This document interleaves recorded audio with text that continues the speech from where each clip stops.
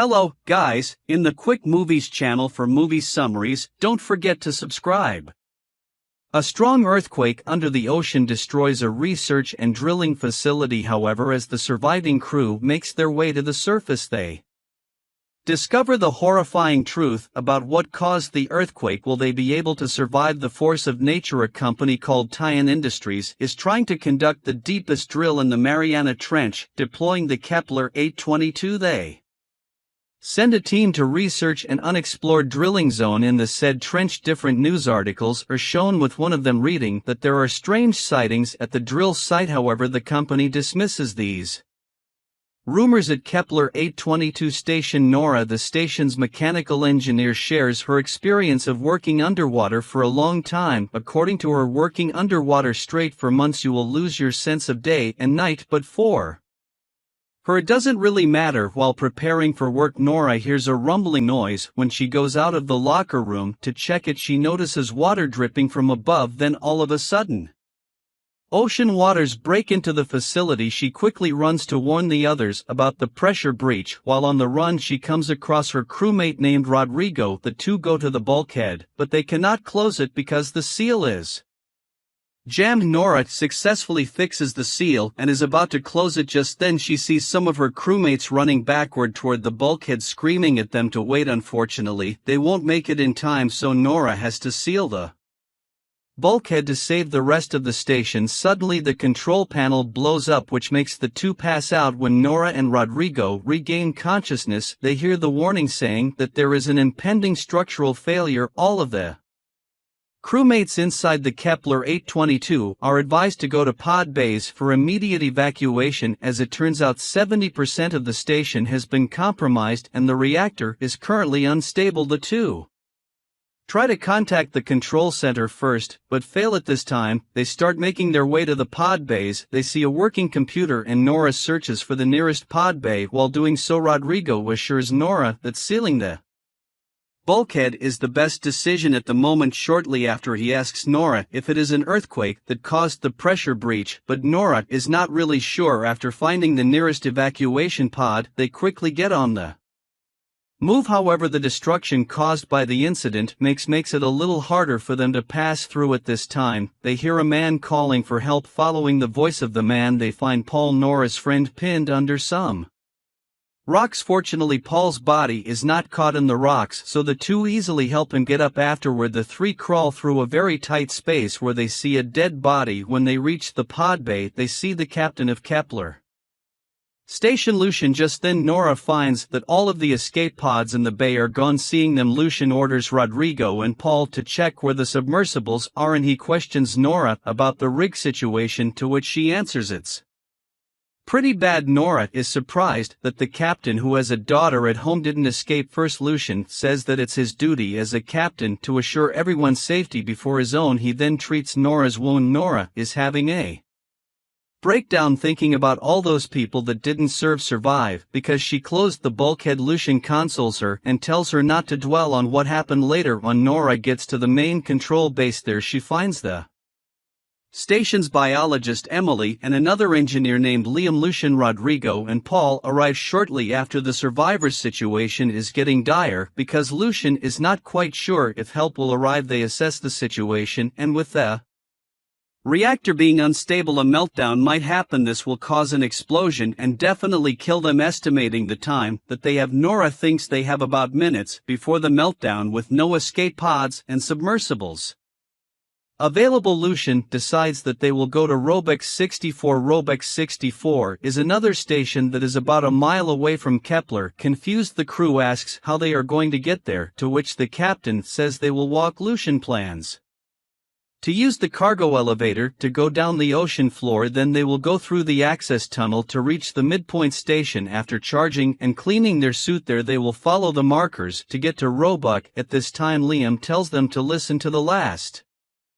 transmission from the drill site. While listening, they hear a weird noise that echoes through the site. To make matters worse, the temperature outside rises 0 degrees. The crew shows doubt about Lucian's plan that they do not have any Other choice, so they all gear up using the pressurized suit. Rodrigo is handing helmets to everyone while Liam and Paul take some guns. They bring the guns as a precaution in case that weird noise they hear from the transmission came from any animals. On the other hand, Emily is very scared and nervous, but they assure her that everything will be fine as the floor above them gets destroyed by pressure. The crew descends to the water. Unfortunately, the exterior hatch has been destroyed. As soon as the door opens, the pressure will hit them hard. Just then Nora sees that Rodrigo's helmet is broken. She immediately orders Liam to keep the door closed, but it is too late. When it opens, the pressure completely breaks Rodrigo's helmet, causing him to implode. Emily screams in terror as she witnesses Rodrigo's horrible death, but with the limited oxygen they have, the team has to continue moving forward. Staring outside, Nora sees nothing but the pitch-black ocean. Upon reaching the cargo elevator, Nora realizes that Rodrigo must know his helmet was faulty, yet he still gave her the proper one. Meanwhile, Emily is still horrified because it is her first time seeing everyone die, and it is brutal. Then all of a sudden the crew sees a distress signal coming from one of the escape pods. Thinking that there might be a survivor, Lucian says that someone needs to go and check. Paul and Liam volunteer for the job. Before going out, Paul hands Emily his favorite stuffed animal called Paul Jr. because it is important to him. While the two men prepare to head out, Emily starts a conversation to ease up everyone's tension. She asks Lucian and Nora if either of them is married. Nora keeps quiet while Lucian says he was married and he has a daughter. As Nora turns on all the available camera feeds in their suit and the area, they watch Paul and Liam go to the escape pod. When the two reach the pod, they see it as destroyed and covered with some sort of algae, but Paul argues that it is not algae. Searching further, they see the dead body of their crew member. Nora tells them to let it be and that they should just come back to the elevator, but Paul doesn't listen and proceeds to check on the body through his camera. The three in the elevator see that something is moving from the back of the dead body. Then all of a sudden something bursts out of the dead body's back and attacks Paul. Luckily, Liam manages to shoot the creature. Then they bring it back to the elevator. The creature is about as long as an arm and looks like nothing that mankind has ever seen. Upon examining it, Emily discovers that it has small talons in its tentacles. She thinks that it is one of the undiscovered species of sea creatures living in the deepest part of the ocean. Unfortunately, she is interrupted when the elevator loses its power. Luckily, they are only 2 meters above the ocean floor and Nora can just glide them down. However, they start hearing the same noise they heard from the transmission earlier. At this time, a heavy creature lands on top of the elevator. They silently listen to their surroundings, becoming conscious of what is happening outside. Paul comes to a realization and asks if the creature they brought in is just a baby. Just then they hear a loud noise followed up by some knocking. Lucian says they need to get down on the ocean floor immediately, but Nora points out that they are already disengaged from the station. She feels puzzled as to why they are not moving down yet. At this time, a loud banging scares all of them. When the Kepler station starts exploding, they see a silhouette of a humanoid creature above them. The elevator then suddenly drops down. The crew quickly goes to the pressure chamber. After putting on all their helmets, they open the hatch and get out before the elevator crashes to the ocean floor. Afterward, they run to the midpoint station while avoiding the debris falling because of the explosion. However, Liam is hit by debris. Nora and Lucian manage to save him and bring him to the access tunnel. Unfortunately for Liam, he inhaled some fumes and his oxygen scrubber was damaged. Nora checks on him and says he will be fine, but Paul points out that there are still creatures outside that can kill them. As if on cue, they start hearing loud noises from outside again, but Lucian dismisses him and says it is just the debris falling. He also orders Nora to activate the mover so they can ride it as they go through the access tunnel. A little later, the crew discovers that their way is flooded because of a damaged pump. Because of this, they have to go on foot. Worse, they hear the creature's noise once again. With no other options, they continue moving through the dark and flooded access tunnel. At this time, they discover that their way is blocked. Nora swims down and finds a way to the other side. The others immediately follow after her. Unfortunately, when it is Paul's turn, he gets stalked by the creature. The others hear him through their communication device. Having trouble, they immediately pull him out of the water, and Paul tells them that he saw the creature again. Then all of a sudden the creature pulls him back into the water. They try to drag him back, but the creature rips him out of his suit, causing blood to splatter all over his helmet. Scared, the crew immediately goes to the bulkhead. Upon reaching the midpoint station, Lucian tries to call for help on the surface, but he is getting no response. Meanwhile, Nora, Emily and Liam talk about what is happening to them. Looking at the driller that weighs 60 tons in the distance, Liam wonders how it gets ripped apart. Emily thinks that everything that happened is their fault. According to her, the planet is getting back at them after they have taken too much of it. She points out that no human is supposed to be down in the deepest part of the ocean. Hearing this, everyone gets silenced. A little later, after seeing that the station will not last longer, Lucian says they cannot stay there anymore. However, because of the damaged oxygen scrubber, Liam's suit will not last long outside. He tells them to leave him, but they don't want to lose anyone else anymore. At this time, Nora, Lucian and Emily help Liam walk outside. Lucian also advises Liam to just take short, shallow breath until they reach Roebuck. When they reach marker 2, the creature finally shows itself. The crew stops for a while and becomes cautious of their surroundings, thinking quickly. Lucian orders them to turn off their lights. Suddenly the creature gets behind Nora, but when she turns around, the creature is gone, and so is Liam. They look around and see his foot in a cave, hooking his suit up to Nora's. Lucian goes in to save Liam. After getting him back, Lucian returns for the gun. Suddenly the creature attacks Lucian and thrashes him, but because their suits are hooked up, Nora gets dragged in as well. When the creature lets go of them, Nora lands on a platform while Lucian gets tangled up beneath her. When Nora is trying to help Lucian, the creature comes back for them. Nora comes face to face with the creature, which tries to swallow her. Luckily, her helmet doesn't fit into the creature's mouth. Wanting to help Nora, Lucian stabs the creature. Because of this, the creature drags them up again. To make their situation worse, the pressure level is rising because they are ascending too fast. If they don't do something, the pressure will kill them both. In order to save Nora, Lucian sacrifices his life, saying that it is going to be all right. Lucian lets go of Nora and implodes as the pressure consumes him. Nora is devastated about Lucian's death, but she has no choice but to continue her way to Robot. Just in